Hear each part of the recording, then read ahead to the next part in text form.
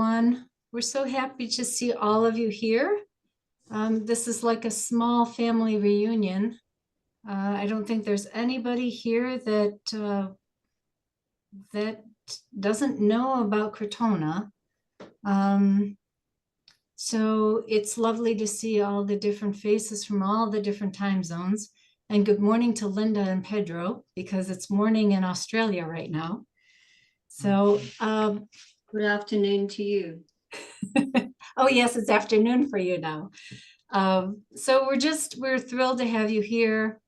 I believe, Linda, if I'm not mistaken, you would like to speak first and then you'll have a question and answer afterwards. Is that correct? Yes, I may even ask for one or two comments as we go along too. Okay, yeah. Wonderful. So let's just get started. I have the beautiful honor and privilege of introducing Linda. First of all, my name is Ananya Sriram. I'm the director of the Crotona School, which everybody seems to know. So, but it's my honor tonight to be able to introduce Linda, who joined the Society in 1971. And as many of you know, she's the former international vice president of the Theosophical Society, as well as a former general secretary of the Australian section.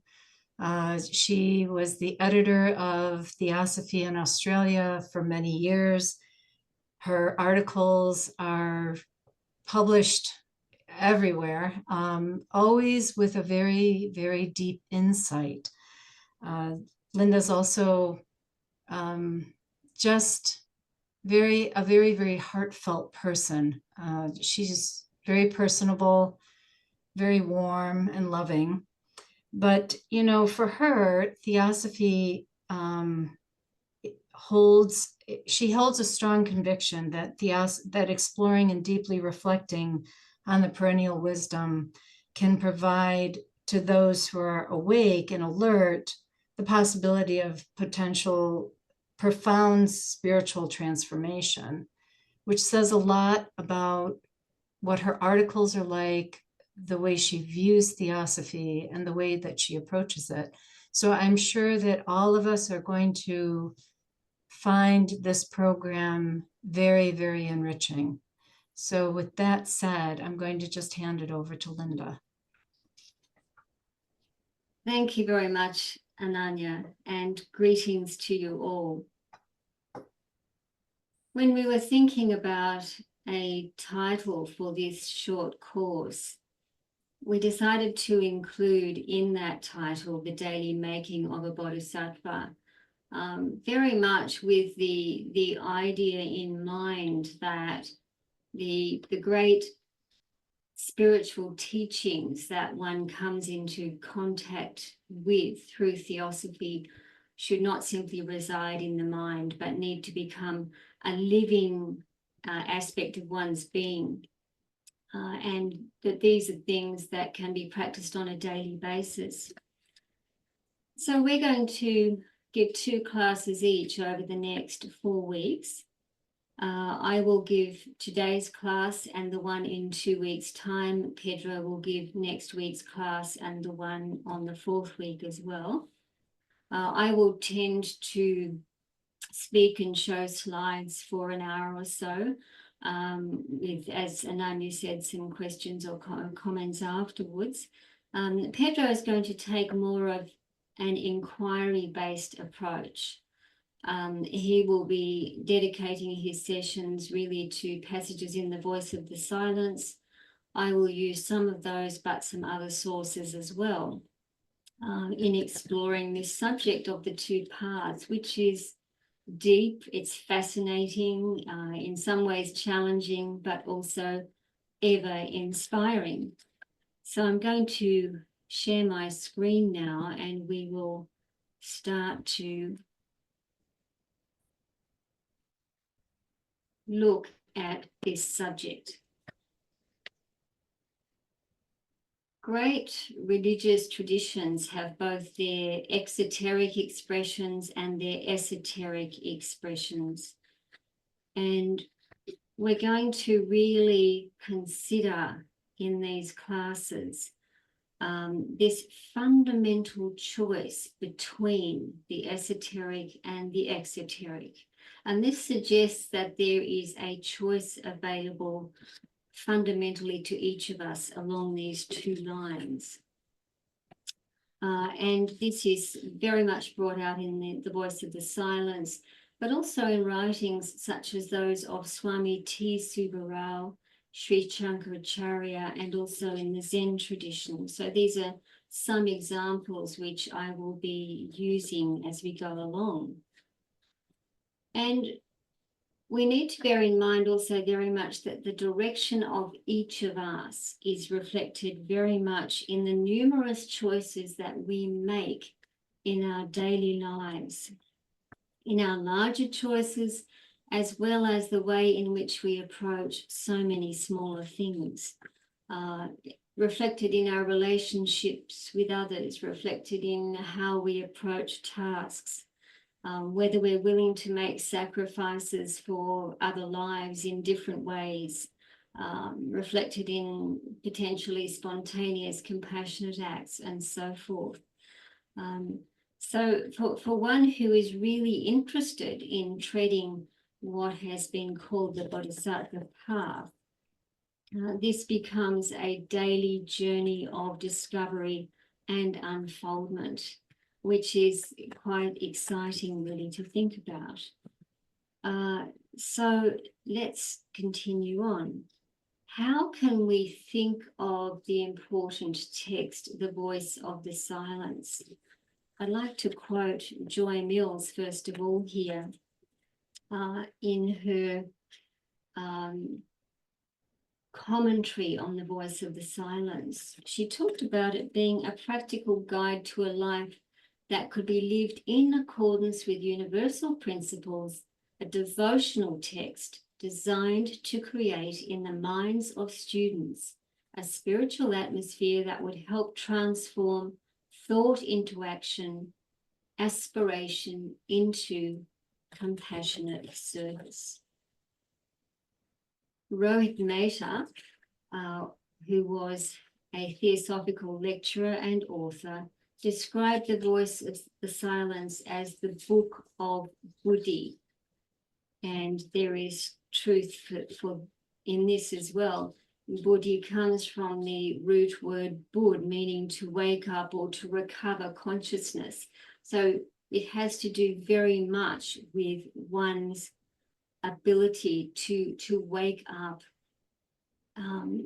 for a renewal in consciousness to occur. And this implies also that we may be largely asleep in a certain way in terms of consciousness. But when a certain veil is lifted, or a set of veils are lifted, if you like, we begin to see the truth of things, the truth of life more and more, the truth also of who we really are. Just very briefly, in the next slide, I'm going to show an overview of the three main fragments of the Voice of the Silence, so we can see where the two paths actually fit in. So there are different ways of thinking about it. Different writers have approached it differently when describing the fragments. Fragment 1 deals with what is called the three halls. Three, if you like, ways of living, really.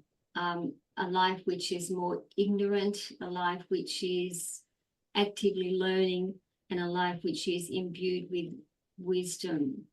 Fragment 2 of this remarkable work, which was H.P. Blavatsky's last great gift to the world, deals with the two paths, which is essentially the subject we're looking at in this course. And the third fragment with these 7 portals, which I will mention a little bit more in my next session. It's been described as fragment 1, preparation for the path, fragment 2, discovery of the path, fragment 3, treading the path, or fragment 1 as dropping the mind's distractions, because we are so often distracted in life. The mind has to be in a certain kind of receptive state before it can really contemplate a truly spiritual path. Right vision has been another way of describing the second fragment. And in the third fragment, creating ourselves anew through the 7 portals. The book has even been described in terms of deepening forms of meditation, from concentration to meditation in the second fragment to union or samadhi in the third fragment. So I just wanted to give this a little bit more context before proceeding. The sublime language in the voice of the silence really does speak to the heart. And for those whose heart is open, perhaps it has even more to say. It's an amazing little book because you could read it from cover to cover, and there seems to be a kind of sequence in things, but on the other hand, there's also repetition between the 3 fragments. It's a book that you can pick up and just read a verse and then contemplate that one verse if you want to also. And because it is replete with wisdom, whenever we come to it with a fresh mind, we're likely to see new things. And studying it for many, many, many years may still yield new insights, which is quite beautiful. Okay. In particular, we can note that these 2 paths, which appear in fragment 2 of the Voice of the Silence, reflect the Theravada and Mahayana traditions of Buddhism. The Theravada one regards the Arhat as being the individual who has completed the path to enlightenment. And the Mahayana Buddhist schools also venerate the Arhats, but for them, generally the Arhat has a penultimate rather than an ultimate position on the Buddhist path, because to Mahayana, or sometimes they're called Northern Buddhists, the Bodhisattva is a higher goal of perfection. Why? Because a Bodhisattva vows to become a Buddha in order to work for the good of others, in order to help other sentient beings. And this is a fundamental distinction between the Theravada, or Southern, and the Mahayana, or Northern Buddhist traditions. Mahayana Buddhism actually arose out of Theravada Buddhism, and it's complementary to it. And I will go into that a little bit more later on at the end of this session, because Christmas Humphreys has a few interesting things to say about that.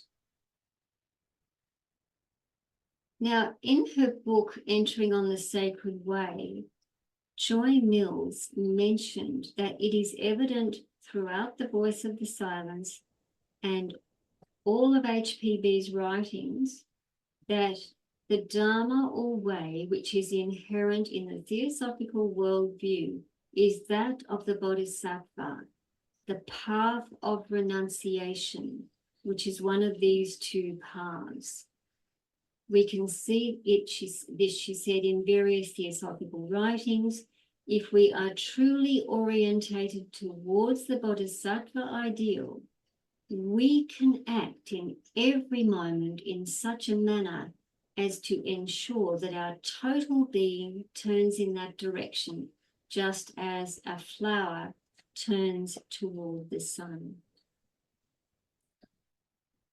So it's a very elevating ideal, and we can consider this particular way of using different terms, or some ways of looking at these terms, the open path and the secret path, rather. So with the open path, I've just made a list here of a number of ways in which it is described. We have the doctrine of the eye or head learning. The eye refers to knowledge, and it leads to what's called the Dharmakaya vesture. I'll make a brief mention a bit later on of the 3 vestures of a Buddha. The open path has been called the path of bliss, or the rugged path of fourfold dhyana. The Theravada ideal, as I mentioned, has the Arhat as its ideal, the emphasis on wisdom for itself. The open path can be thought of as exoteric in nature. In the Voice of the Silence, in one of the footnotes, we find the Kiao Men mentioned, the Zen exoteric school, which involves the gradual development of virtue and wisdom. And I'll have a little bit more to say about Zen as well. And the open path is said to be the normal method followed by the vast mass of humanity. So what is this secret path? Well, it's referred to as the doctrine of the heart, equated with soul wisdom. The heart here refers really to intuitional wisdom, and it leads to what is called the Nirmanakaya vesture, as opposed to the Dharmakaya vesture. Again, I'll refer to this a bit later on.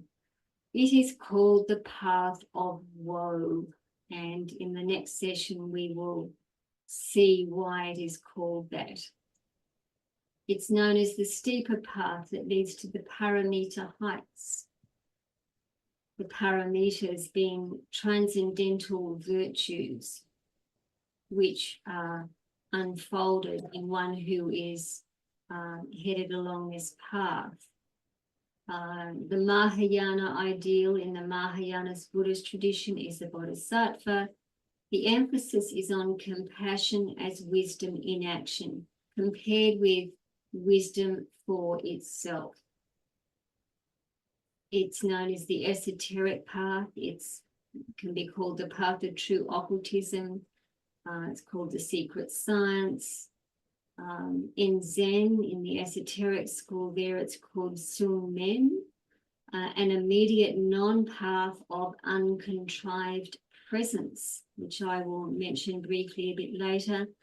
In Vedanta, we find the secret path as well. There are 4 preparatory steps which are mentioned, for example, At the Feet of the Master, which were given to J. Krishnamurti when he was a young child. In the Upanishads, there is repeated reference to Brahman residing in the heart. So there is that kind of path also present there. So I just wanted to mention this to give a bit of an overview. I think it's always good to have context when we are considering a subject. Briefly, occultism was mentioned before. The path of occultism has a specific meaning here, and it's another term for this secret path. It involves certain expansions of consciousness, often called initiations, forcible and essentially premature openings of consciousness, and a widening of the channels for the downflow of divine energies. These energies are impersonal, like electricity. Purification is very much needed so that certain impulses are not strengthened by this, leading one well and truly astray. And therefore, an ethical life is a very important foundation in such a milieu, if you like. I also want to mention briefly that Madame Blavatsky wrote that Vedantism and Buddhism were nearly identical philosophies in spirit, if not in practice and interpretation. So she saw them as virtually identical. The fundamental Vedanta texts are the Upanishads, the Bhagavad Gita, and the Brahma Sutras, which are very brief interpretations of the doctrine of the Upanishads. And these point towards knowing the self. But the interesting thing is that that's the self with a capital S, the true self. The interesting thing is, I've just been told that the slides are not showing. Can someone tell me if they can see the slides of the self? When the personal self ceases to exist, then our true self is known. And when there is no personal self, then compassion can be expressed fully, which is really quite beautiful. Okay, can you all see that now?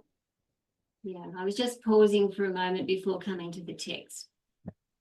So both of these paths, the open and the secret path, lead to liberation, said Joy Mills, which implies escaping from the fetters we've created ourselves and which bind us. But one way, and this is the essential difference, one way is liberation for the individual self, while the other is an inner liberation, which enables the individual to live only to benefit humanity, having renounced the fruits of liberation. So there's a very important fundamental distinction there. So HPB wrote that the esoteric doctrine is enshrined like a pearl within the shell of every religion. And I think that's something that we can bear in mind.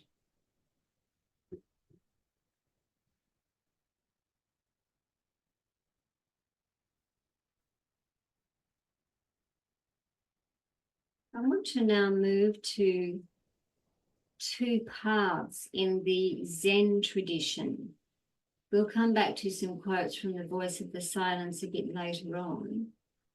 But the summary slide showed these two paths which were introduced by Bodhidharma into China and thence into Tibet.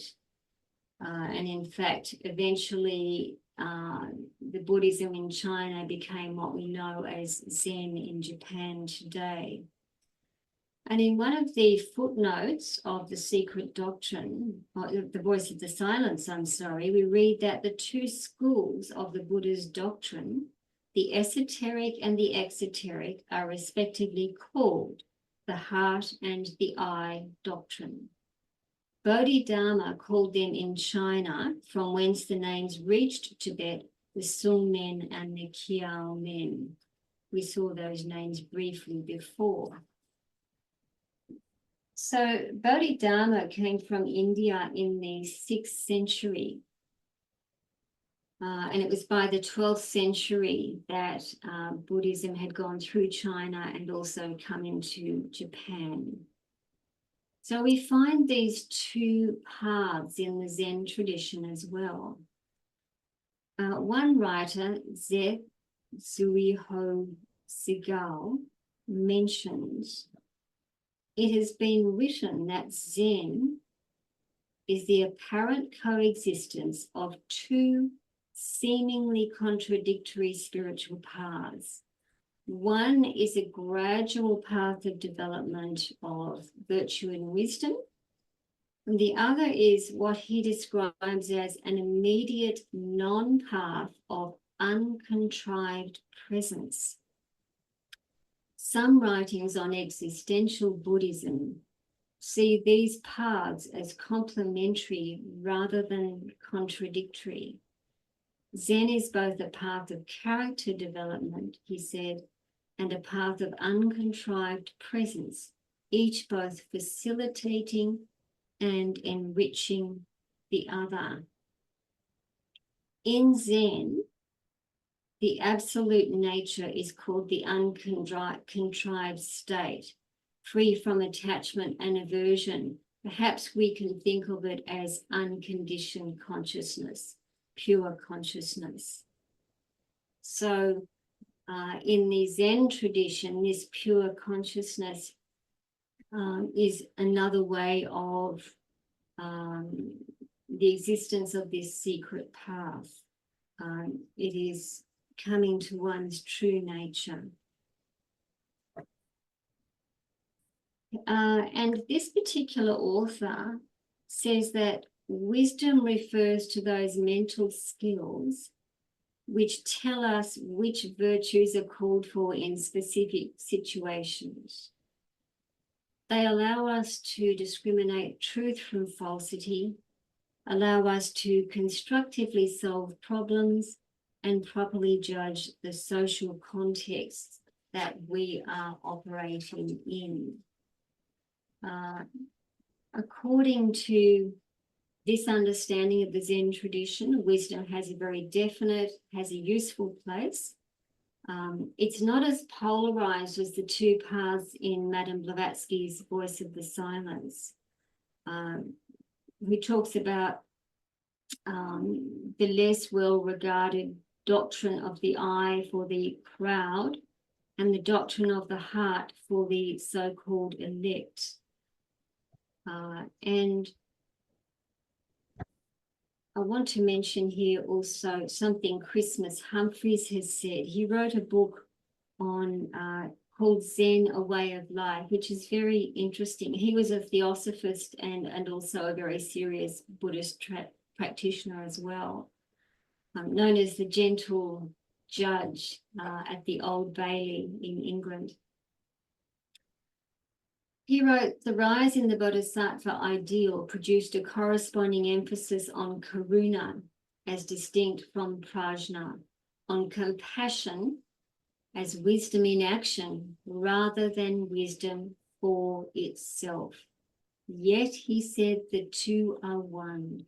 The Heart Sutra is recited daily in innumerable Zen monasteries in Japan. So, I just wanted to mention that more or less in passing, because it just gives an example of how there can be two interesting and complementary paths. As I say, HPB contrasts them much more strongly in the Voice of the Silence. Now, I want to talk a bit about Swami T. Subbarao. His book, Esoteric Writings, is fascinating. He died at a very young age, but some of the essence of his writings can be found in that book. And he said that this philosophy, he was talking about the South Indian school of occultism. He said it recognizes two paths, both having the same end, a glorified immortality. The one is the steady, natural path of progress through moral effort and the practice of virtues.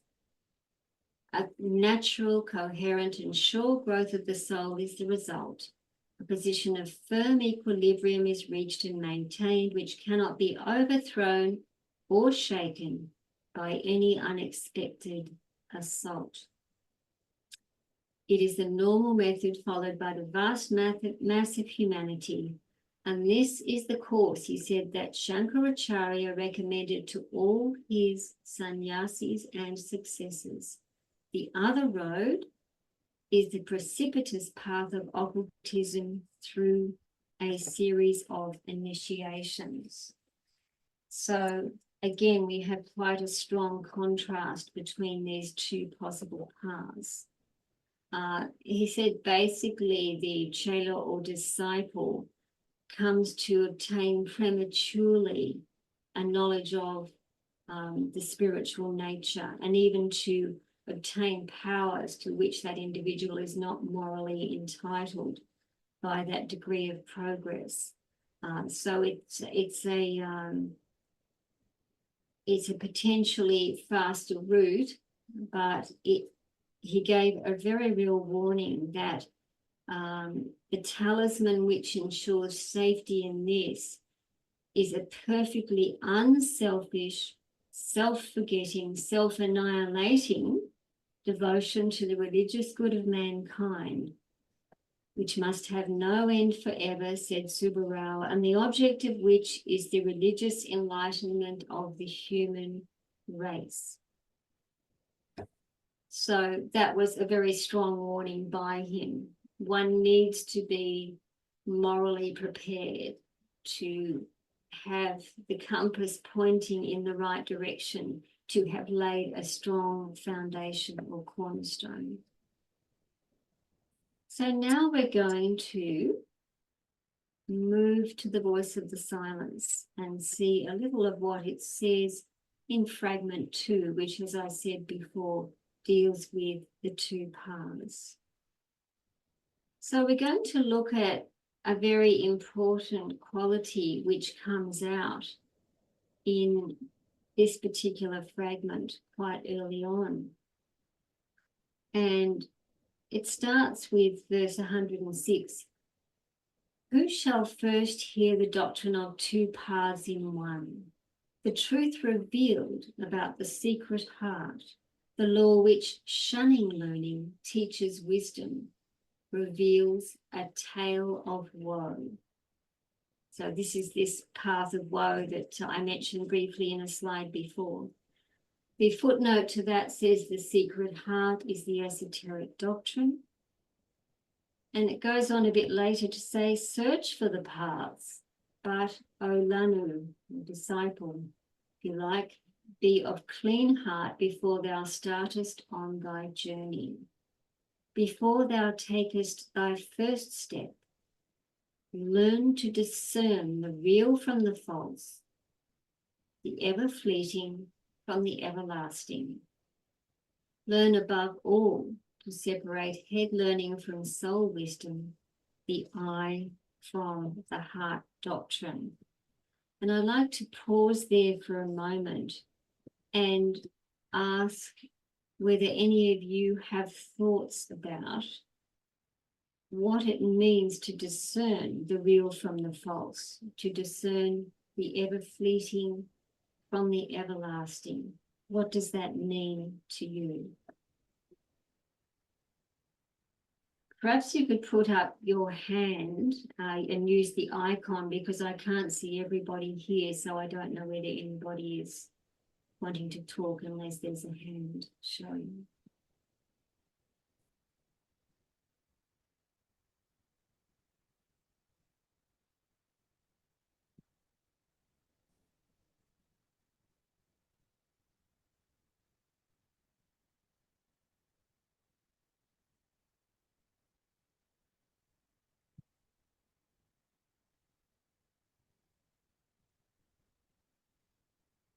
Pablo. Yes, it's interesting that this reminds me also the quality of Viveka in Shankaracharya that you are mentioning also. So whenever there is, and that book is sometimes translated as the great jewel of wisdom. So whenever there is some path connected to wisdom, it seems that the basic requisite is to learn to see the real. I guess not only metaphysically, but perhaps also the real in our situations in daily life, our motivations, everything. No? Absolutely, thank you. Yes. So it's important to have perspective, really. We are enmeshed in this world. Day after day goes on. All sorts of things come at us. Problems, situations, temptations, all of that. But it's very important to remind ourselves, if we have made a choice, for example, that we want to follow along a particular pathway, what these things perhaps are teaching us, what things are useful to embrace and what things need to be let go of. I think it's important to learn to look at life from an inner point of view, not always the point of view of the world, which is all around us.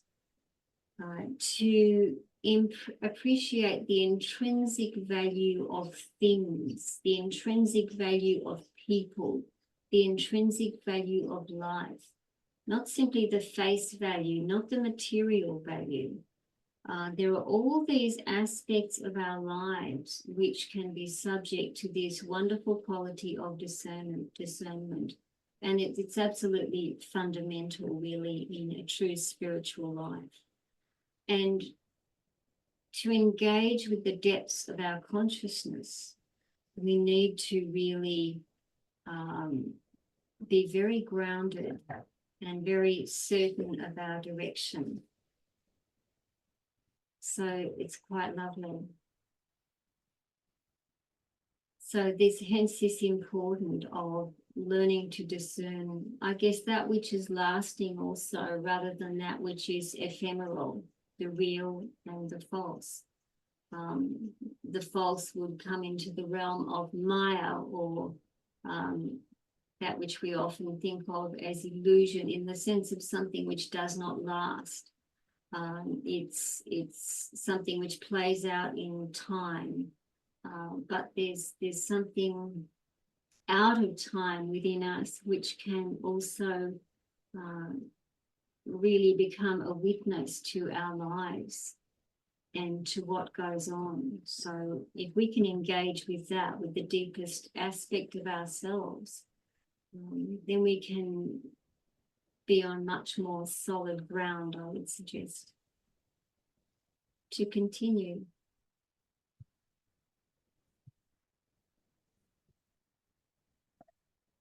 Verse 119 says, the doctrine of the eye is for the crowd, doctrine of the heart for the elect.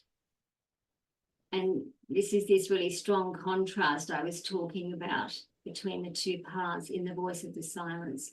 The first repeat in pride, behold, I know. So there's this sense of I. The last, they who in humbleness have garnered, lo, confess, thus have I heard. And again, the footnotes can be really illuminating when we're going through texts like this. Thus have I heard is the usual footnote that precedes Buddhist scriptures, meaning it's been recorded by direct oral tradition from Buddha and the Arhats. So it's from an oral tradition. Thus have I heard. So it's not about spouting forth one's knowledge, but being humble enough to say, well, this is something which I have heard. Pride is not there. There's a real distinction between this sort of individual, perhaps, who is dedicated to serving humanity and to serving life, compared with one who wants to garner knowledge and experience more for themselves than for anything else. And then it goes on. If the doctrine of the heart is too high-winged for thee, if thou needest help thyself and fearest to offer help to others, then thou of timid heart be warned in time. Remain content with the eye doctrine of the Lord.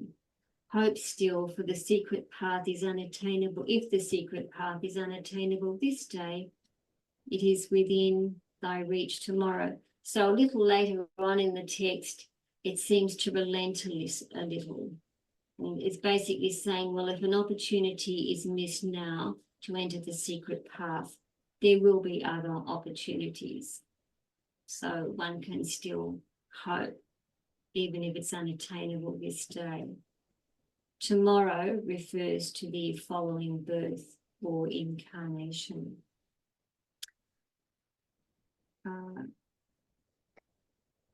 So let's proceed. If anyone has any question as we go along, just raise the hand.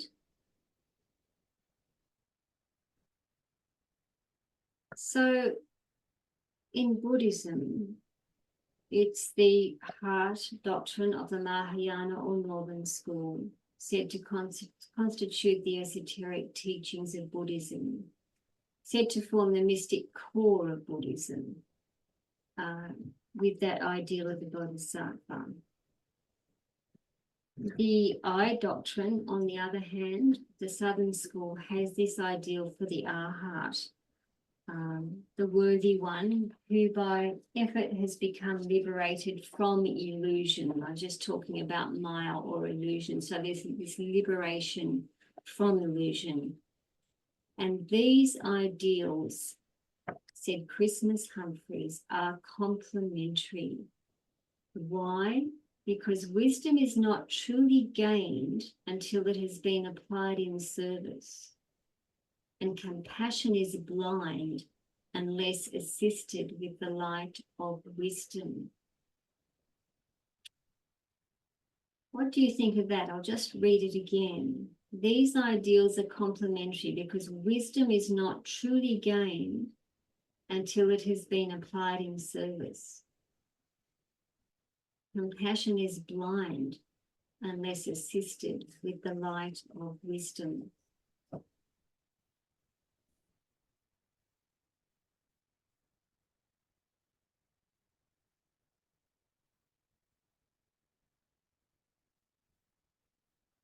Yes, Elena.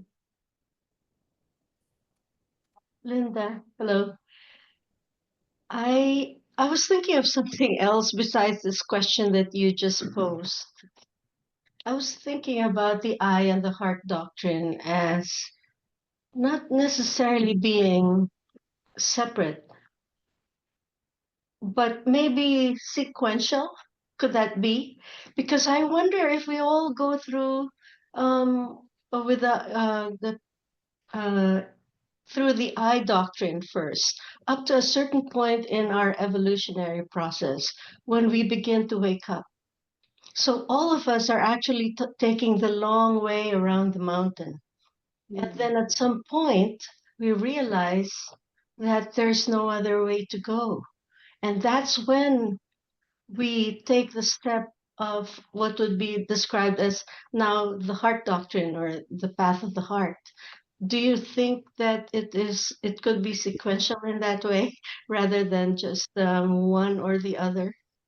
That's an interesting one. Well, we do have to learn. We do have to gain knowledge in order to go through life generally. In the spiritual life, there's a certain amount of learning that occurs as well.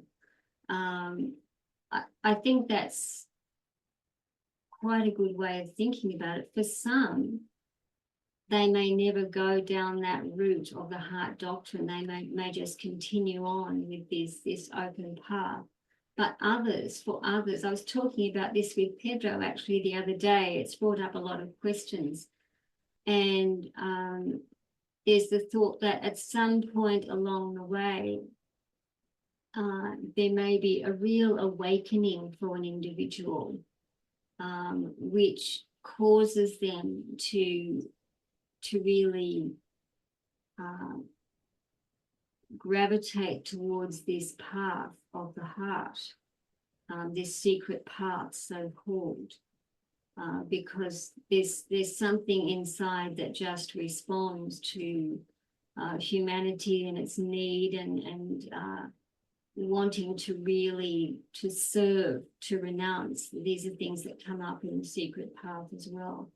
So that's certainly an approach that may well occur before this secret path is adopted by those who have a particular, I guess, nature which is suited to it fundamentally.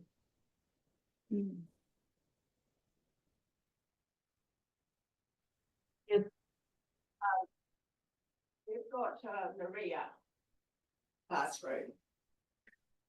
Yes. Yes, it occurs to me that in both of these pathways, and Elena's idea about them being somewhat sequential, both of them benefit humanity as a whole.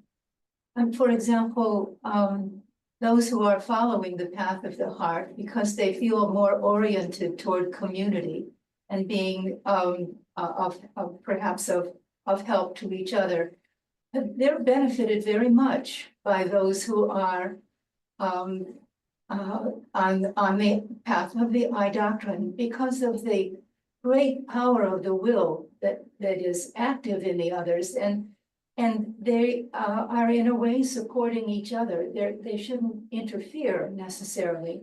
It's just a matter of beginning to realize who we are in spirit and how inclined we are to hold each other up.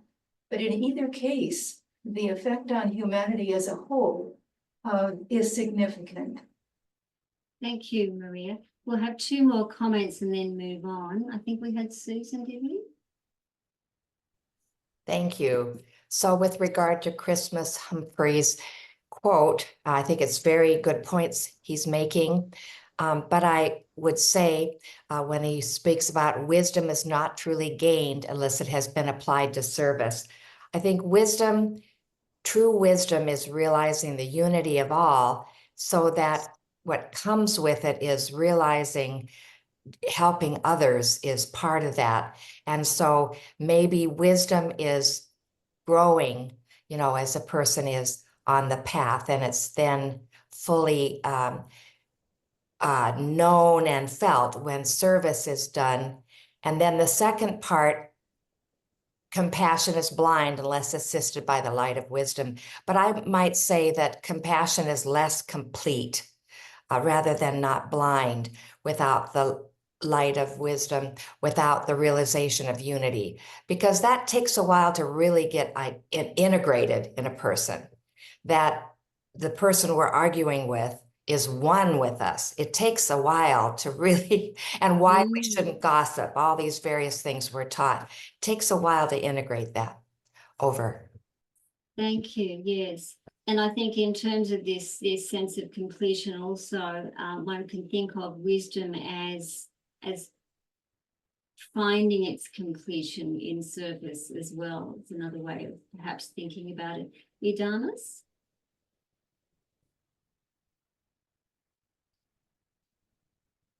Hello? Now I see where I could unmute. Okay.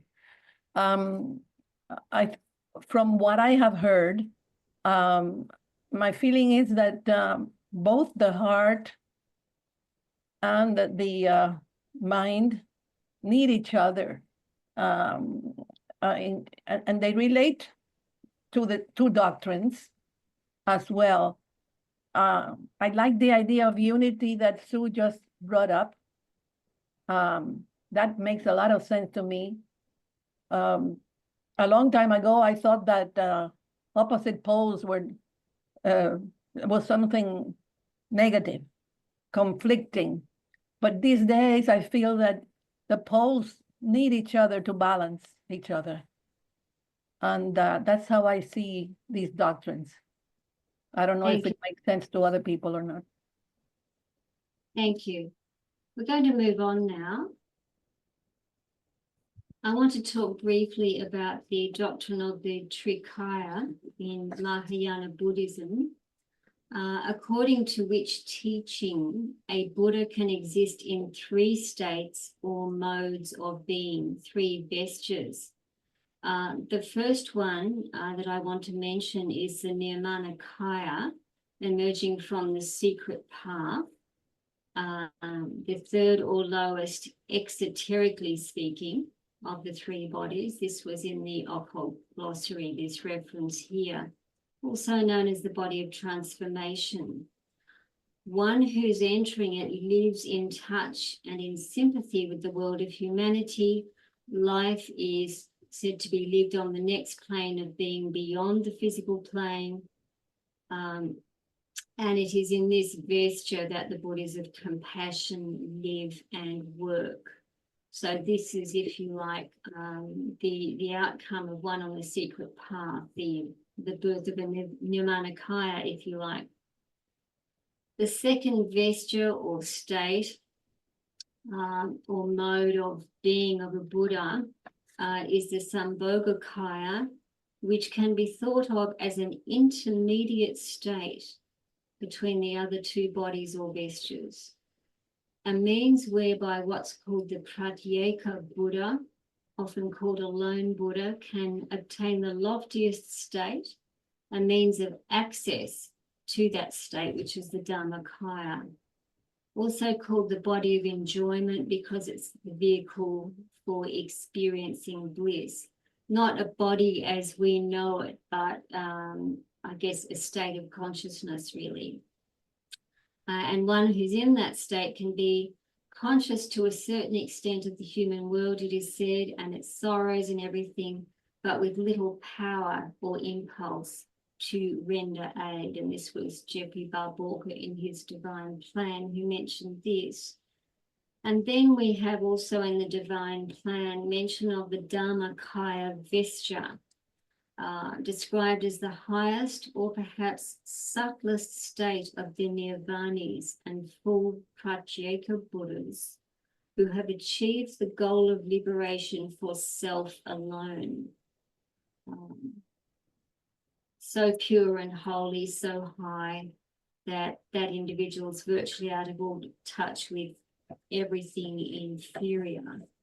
And these are all very high states of consciousness. These are not regular bodies as we know them. There's a lot of mystery about them, things that we don't understand. So I want to stress the Nirmanakaya vesture, especially because this is what really comes out in the Bodhisattva path. And it is said that the Nirmanakayas continuously instill thoughts of self-sacrifice, self-forgetfulness, spiritual and moral beauty, mutual help, compassion and pity, sending out constantly these thoughts of elevation, and goodness knows humanity needs those. And a footnote in the Voice of the Silence mentions that Gautama Buddha, along with several of his arhats, is a Nirmanakaya higher than whom none is known. So that's something I want to mention. And we have to remember, though, these are still three aspects of being of a Buddha.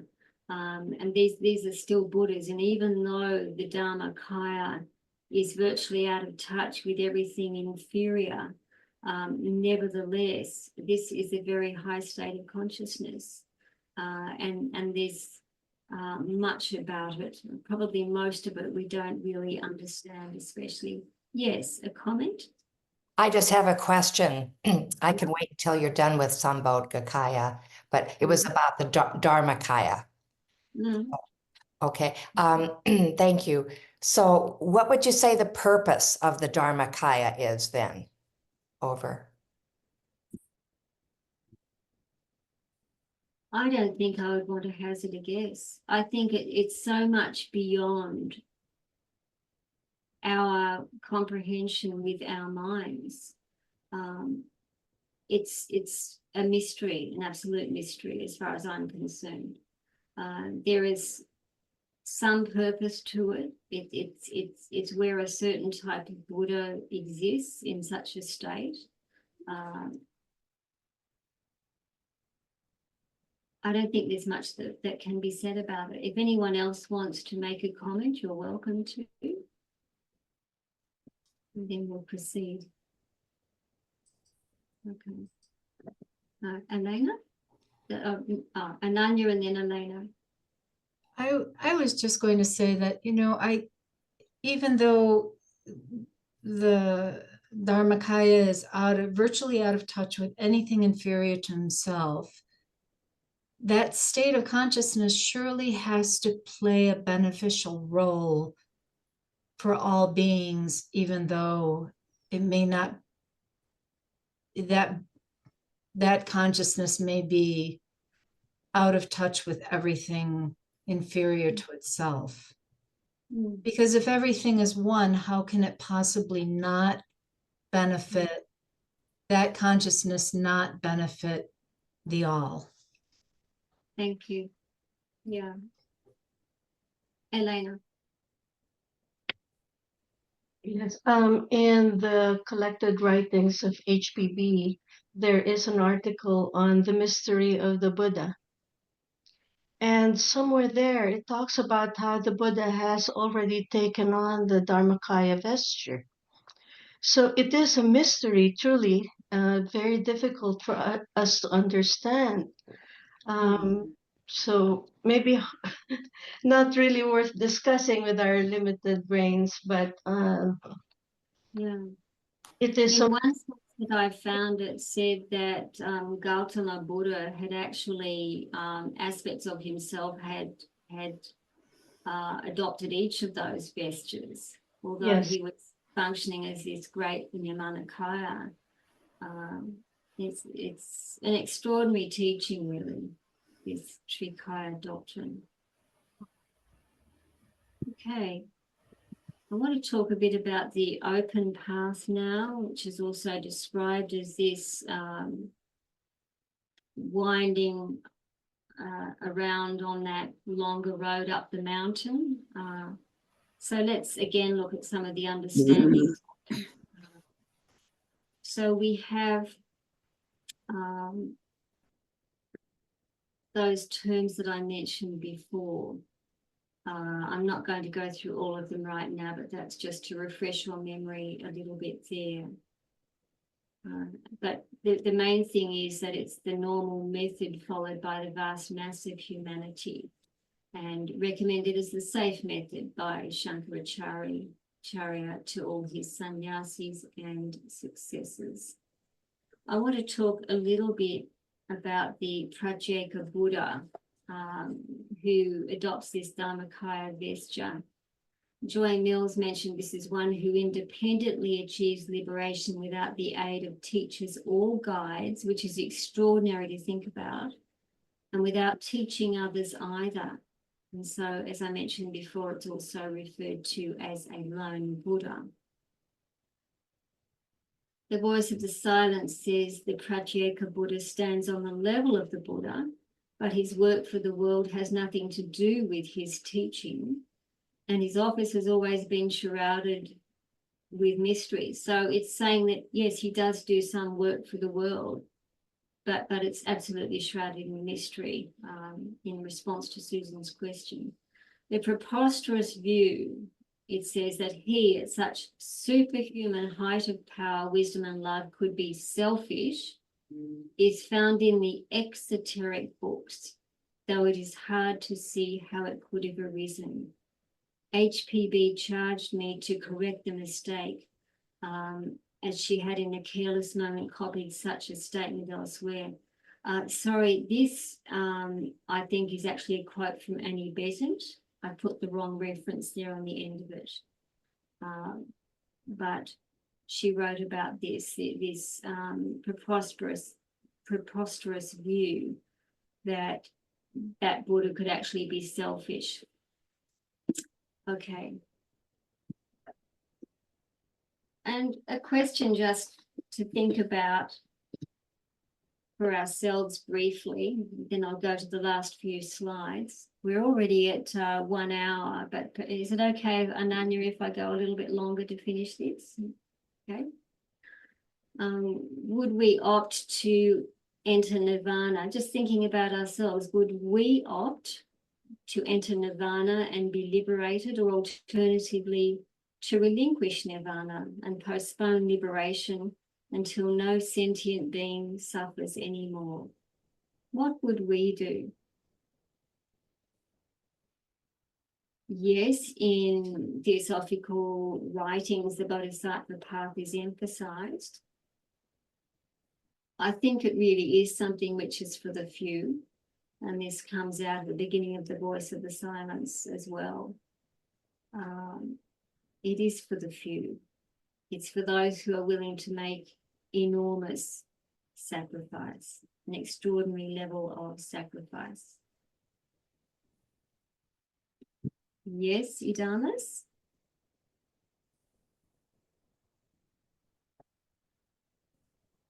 Idamas?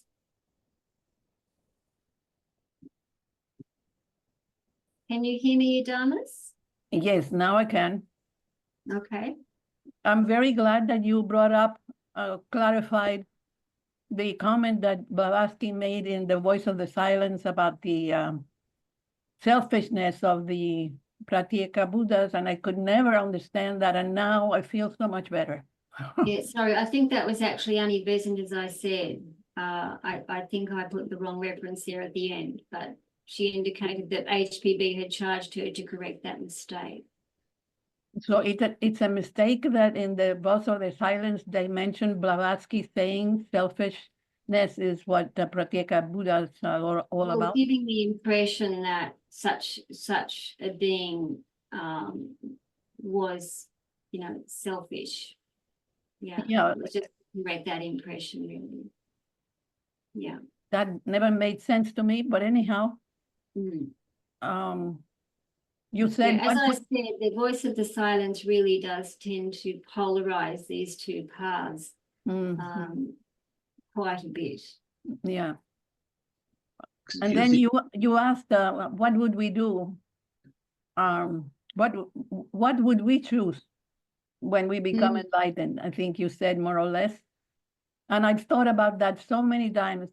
And frankly, I'm always very comfortable assisting the person at the top, but not necessarily to go to the top, just helping the top. Yeah. That's very,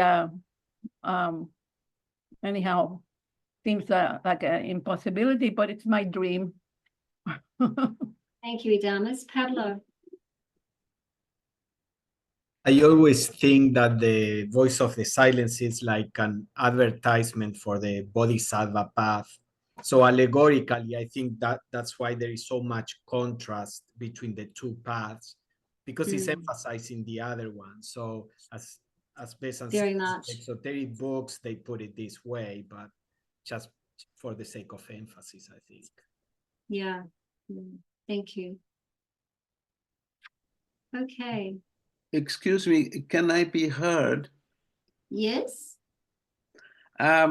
Somewhere in her writings, Annie Besant said that a Pratyeka Buddha is someone who has had attained nirvana in a previous cycle. Okay. So this is something much later than that, really. Yes, and just one more thought is that what she said in that footnote is that the erroneous conception existed in some exoteric books, not in the Voice of the Silence. Thank you. Maria has a comment as well. Someone else was speaking? Maria? Yes, it occurred to me that the decision is not really made and cannot be made now for us who are mostly immersed in the personality. But it's a choice, it would seem, that is made by the inner self, by the spiritual soul, which has an inclination in that direction for a reason we may not understand. Yeah. What seems to be important now is that we've been told over and over that the decision, when it is made, is just a natural extension of the way we have been living all along. It arises out of the choices we make every day and every moment, whether to follow the voice of conscience or to follow the inclinations of the lower self. So it's not something that can be even anticipated at this point, but it's something we're already living. Yeah, it's all a very interesting question, you know, when this choice is actually made, if someone is going to choose to take this Bodhisattva path or secret path. And some of the view, well, our monad must have decided this a long time ago. I don't know. We may have inclinations in that direction. I think unless our lives is very much geared towards choices a lot of the time which align with that, it might be less likely that we will follow such a path. But there's an interesting verse in the Voice of the Silence, I think it was verse 189, which mentioned that until one has crossed the paramitas, basically, that's when the choice is really made. Once you have reached nirvana and you're on that threshold, the individual is on that threshold. But that's perhaps what we could call a higher level of choice again. It's a choice which is very much to do with renunciation. But in the meantime, we have choices every day of our life in how we do things, and bigger choices about the general direction of our life. So we can work with those anyway for the time being.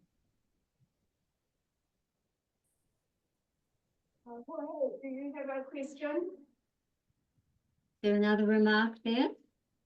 Jorge?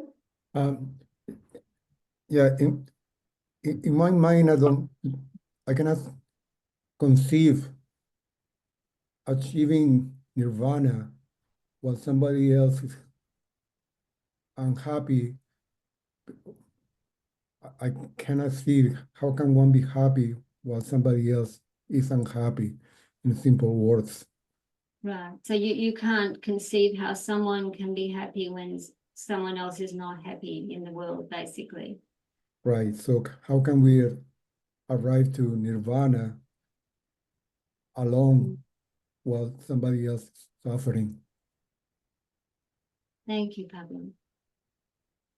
I want to say a few words about the advent of the Bodhisattva path, just before these slides finish. Again, Christmas Humphreys on his book, Zen, A Way of Life. I think this moves quite well from talking about the open path also into the secret path in the next session. So we've talked a bit about the arhat, and that it can be danger on the emphasis on the improvement of self at the expense of others. Therefore, he said, the Buddha exhorted his first disciples to go and preach the Dharma for the welfare and benefit of mankind. But too soon, he said, the would-be arhats became self-centered ascetics, concentrating on their own enlightenment, tending to neglect their equal duty to make known to all men the wisdom that had come to them. Consequently, a movement arose to pay more attention to the needs of all humanity. So the Bodhisattva doctrine was born accordingly, with this corresponding emphasis on karuna or compassion as distinct from prajna, wisdom for itself, if you like, or transcendental wisdom. So, yeah, again, he also said neither ideal is better, the arhat or the Bodhisattva. But it's interesting how self-centeredness can become quite a feature even in a spiritual individual who is trying to move away from that.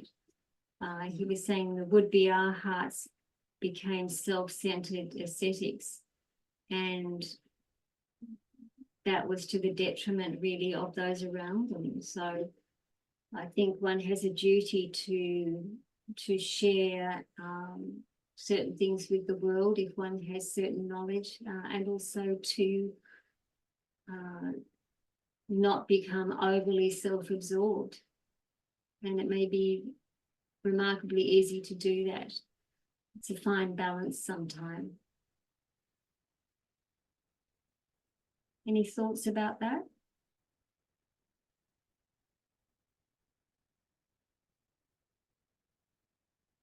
Elena? Sorry. I've been thinking about this quite a bit. This idea of becoming an arhat even, or anyone who reaches a point when buddhi has been awakened. Don't you think that consciousness has become so universal at that point, when this is where I was thinking there is no other way to go, that you would be so filled with compassion, and whether that compassion is expressed in terms of helping those who are down here suffering because they are encased in matter, or maybe it's compassion on another level where the concern is not so much the worldly situation, but maybe it's like moving the whole of this life wave forward in terms of another dimension, like awakening consciousness. And so this idea that there could be any kind of selfishness at that level is just difficult for me to comprehend when the consciousness has become so open to unity and universality. I wonder if that makes sense at all. Oh, very much so. I think that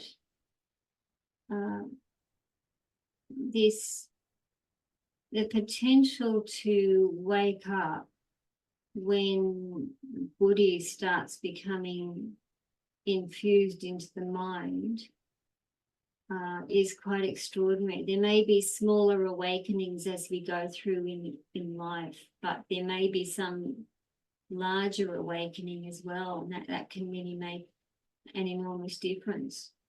And buddhi is the most extraordinary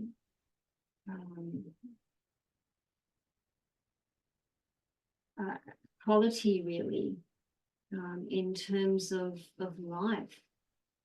It can give tremendous energy. It can really elevate the mind. It can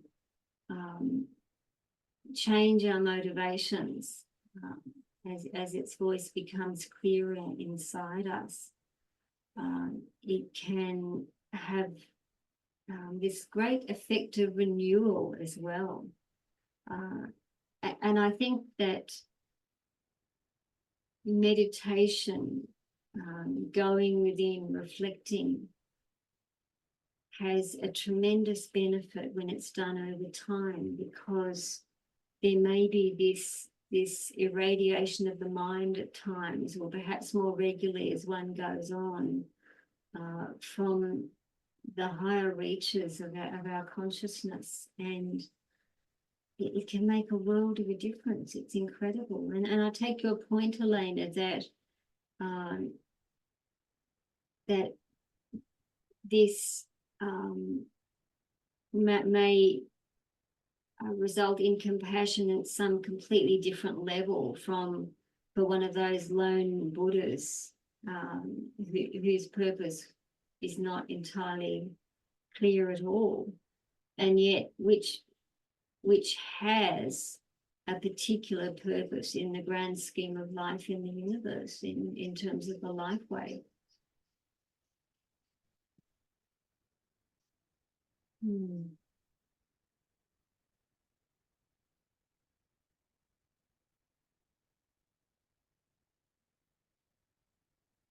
Any more thoughts or comments? Yes. So, except we're warned all the time about we can get so close and yet we can fall back if we get all wrapped up in our personal self. So maybe the persons we're thinking about when they're so filled with Booty have had some initiations, so they're really fully integrated with that, because we have to live in our bodies, which are matter, you know, and we have to have the personal self tell us if we're thirsty or need to rest or whatever. So it's a constant awareness, I think, for one to not let the self get too big. And so when we're using a lot of Booty, I've been told that there can be a concern of the Booty strengthening the personality too. So there's that factor over. Okay, yeah. I think a real experience of Buddhi is something which really does expand the consciousness. And it's important that we make the mind available to something else, that we try to have moments when the mind can be quiet and receptive and as empty as possible, and then sometimes extraordinary things can happen. Is that Rosie? Well, I think similarly, I keep coming back to the earlier slide where we were talking about the path of bliss and the path of woe. And I keep thinking about the path of woe and what do we mean by woe if that path is also opening us up to the Buddhi and the compassion? Is it the woe that one sort of needs to take on in order to feel the empathy and compassion and to be motivated to help? What is the woe? That's what I'm pondering here. Yeah, that's an interesting thing, and it's something I was going to take up a bit more in the next session as well. But woes are like sufferings, and the woe might refer to also renunciation of certain things, sacrifices, greater sensitivity, and therefore feeling the suffering of others that much more. I mean, for example, some people can sit and watch the news very comfortably for quite a while, and there's an awful lot of suffering which comes across on that. Other people cannot even watch news because there's a high degree of sensitivity, but we're all different in that way. But I think there is something that happens to one's entire system, all of one's principles, which makes them more open to hear the cries of poor orphan humanity and the suffering life around. By the way, Ananya, am I correct that we have about 10 minutes left? Is that right?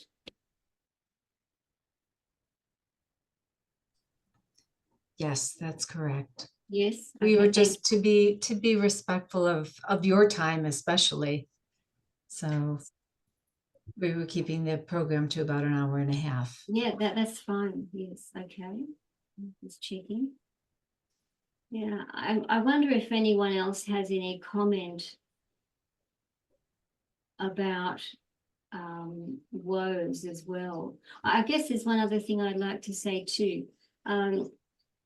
This secret path, sometimes called the path of occultism also, is also described as a more direct route up a mountain instead of the road winding around the mountain to get to the top.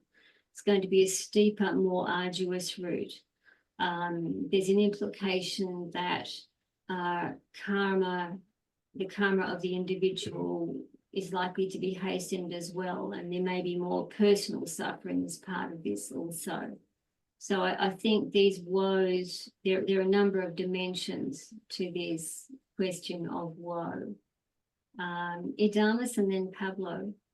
Yes, I feel, can you hear me? Yes? I feel that the woes could be the point where we need to sacrifice ourselves for the benefit of others. Uh-huh. And and it's like a paradox, because it should not be a real sacrifice if we understand what we're doing deeply. It should be a privilege, even giving up our lives. Yeah, I mean, ultimately, it's not felt as woe anyway, but for most of us who are enmeshed in our everyday minds and emotions, that's how it's perceived. Pablo.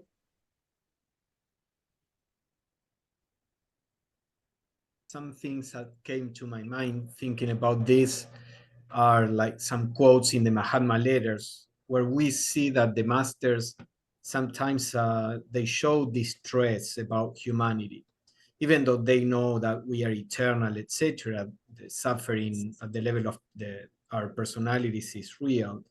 So I imagine that being in nirvana, at one with all the eternal aspects of ourselves, compared to remaining incarnating and seeing people in the illusion and suffering, that may be part of why this is a path of woe. You have to deal. Remember that quote where the master says he went to northern India to a temple. There were drunk people, and he kind of had a heartbreak, and he said, "I'm not getting out again."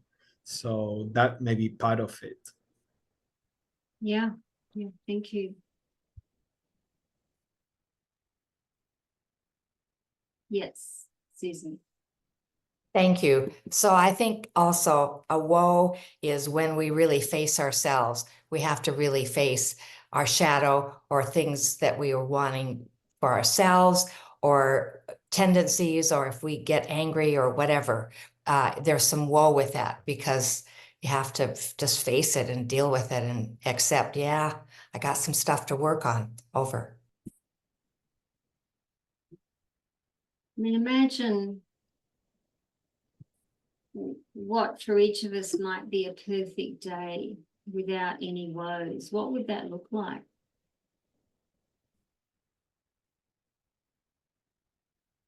Any thoughts?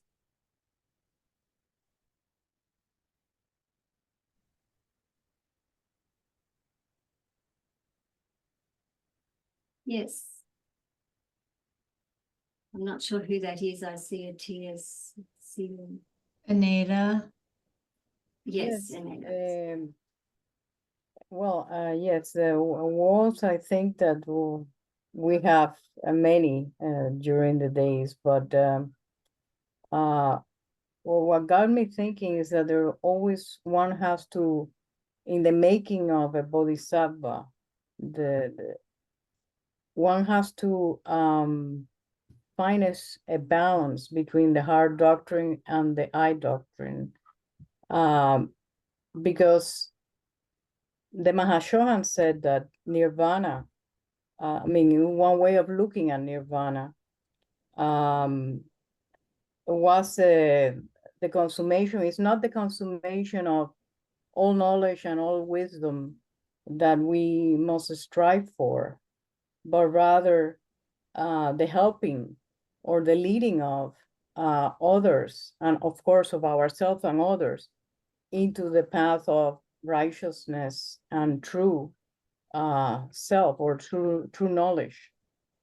So wisdom, compassion and wisdom, they really have to go together in the making of a bodhisattva. So I wonder, how do you view nirvana?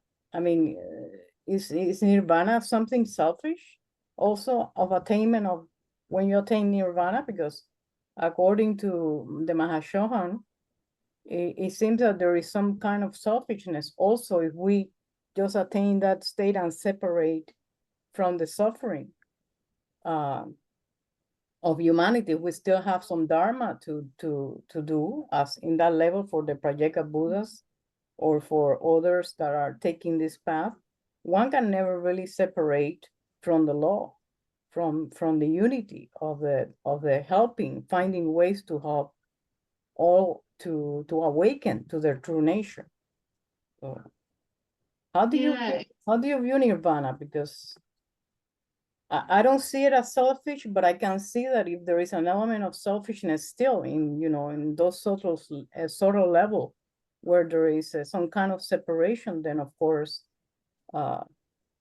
it's not the complete liberation or realization that helps the one life. Yeah, maybe in a sense, maybe it's both in a sense. It is just as, for example, between Earth lives, it's said that we eventually go to a devachanic state, and that's like almost like a reward of a blissful state, and in one sense selfish, and yet it's also been earned. Perhaps nirvana from one point of view is something which is earned, and therefore a state of consciousness which, if you like, could be rightfully attained. But if you are emphasizing the heart doctrine, as the voice of the silence does, as being the better of the two paths, then from that point of view, remaining in nirvana without turning back and helping sentient beings may be seen to have a certain tinge of selfishness about it, but at a level that we could scarcely imagine, really. Perhaps there's a sense in which it can be understood as both. Pedro. What Elvira said, and for us, perhaps it would appear selfish attaining nirvana, but what the Mahachohan said, and he was writing to Mr. Sinnett and Mr. Hume, and there was some confusion about the purpose of the TS, so he educated them in a very important document, the Mahachohan letter, and he said, he didn't say that attaining nirvana is selfish. He said the desire to attain nirvana is selfish, because it is self-centered and it is seeking reward for oneself. And then he emphasized basically the Bodhisattva ideal that what we have to strive for is to help your fellow human beings. Therefore, it comes back to motive. And as one of them said, motive for us is everything. Thank you for the clarification. Welcome. No, this was really quite something.